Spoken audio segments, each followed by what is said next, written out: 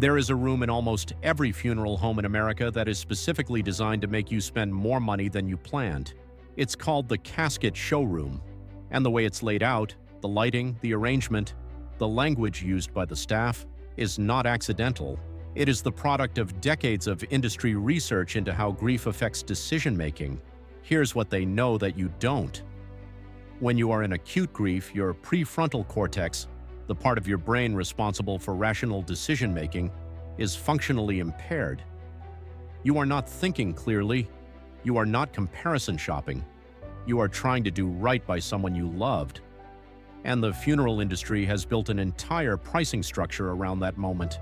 The average American funeral now costs between $8,000 and $12,000. The average casket alone costs between $2,000 and $10,000. And the markup on that casket, between what the funeral home pays wholesale and what you pay retail, is often between 300% and 500%. This is legal, it is standard practice, and almost nobody talks about it. Let me tell you about the showroom. Industry consultants, yes, there are consultants who specialize in funeral home profitability, have published extensively on casket showroom design. Their recommendations reveal exactly what's happening when you walk into one of these rooms. The cheapest caskets are placed at the back of the room, often in poor lighting, sometimes in smaller sizes that make them look inadequate. They may be displayed closed, so you can't see the interior lining. The handles may look flimsy, the finish may appear dull. The most expensive caskets are placed at the front, at eye level, in the best lighting.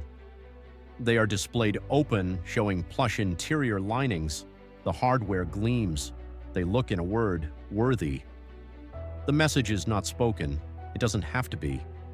Now you are standing in this room. You have just lost your father. A staff member is with you. Sympathetic, patient, trained. And you are looking at a range of caskets that seem to communicate without words that choosing the cheaper one means you didn't love him enough. This psychological dynamic has a name in the industry. It's called the quality of love dynamic, and it is deliberately cultivated. Former funeral industry insiders have described being trained specifically to use language that connects casket price to the quality of the deceased's life and the family's love for them. Phrases like, "for someone as special as your father," while gesturing toward a premium casket, are not accidental, they are scripted. Let's talk about the actual numbers.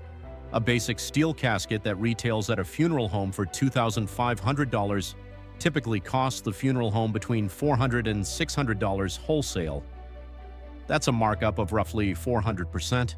A mid-range casket retailing for $5,000 costs between $800 and $1,200 wholesale. A premium casket retailing for $10,000 costs between $1,500 and $2,500 wholesale. Here's something the industry really doesn't want you to know. You can buy caskets online. Companies like Costco, Amazon, and dedicated casket retailers sell caskets directly to consumers at prices close to wholesale. A casket that costs $2,500 at a funeral home might cost $900 online, delivered to your door within 24 hours. And here's the legal part that matters. The FTC funeral rule specifically requires funeral homes to accept caskets purchased from third-party retailers. They cannot legally refuse to use a casket you bought elsewhere.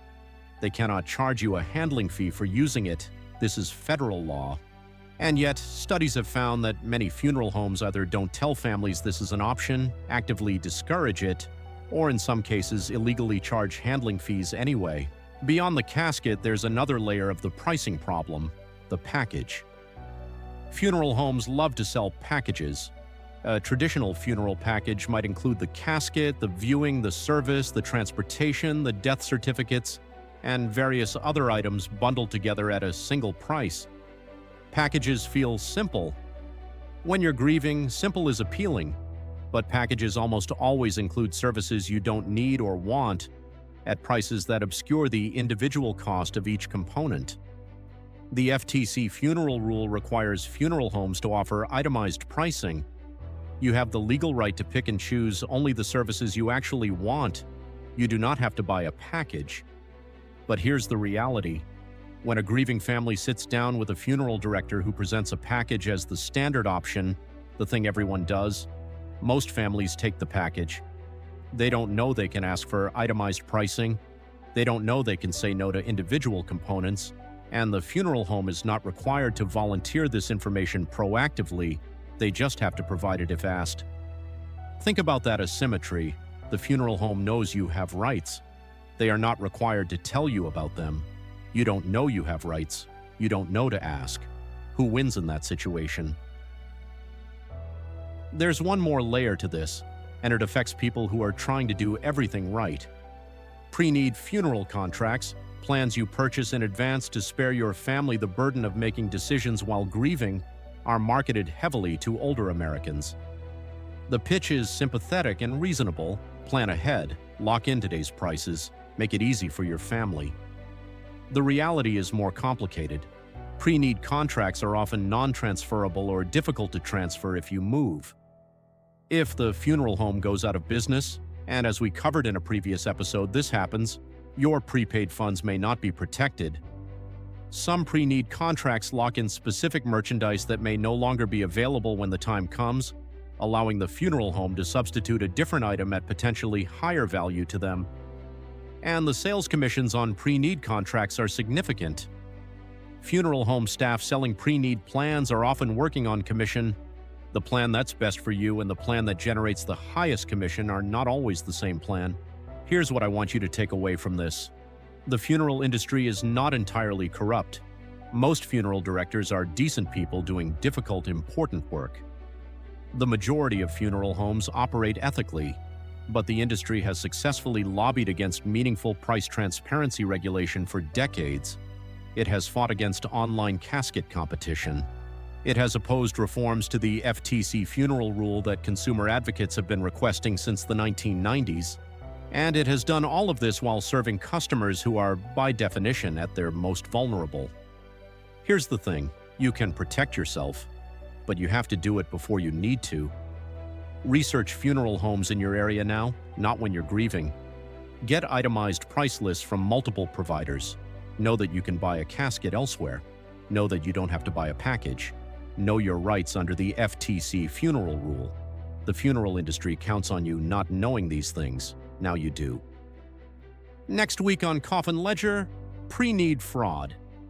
The funeral homes that took families' death savings and simply disappeared. Subscribe, share this. Someone you know needs to hear it. This is Coffin Ledger.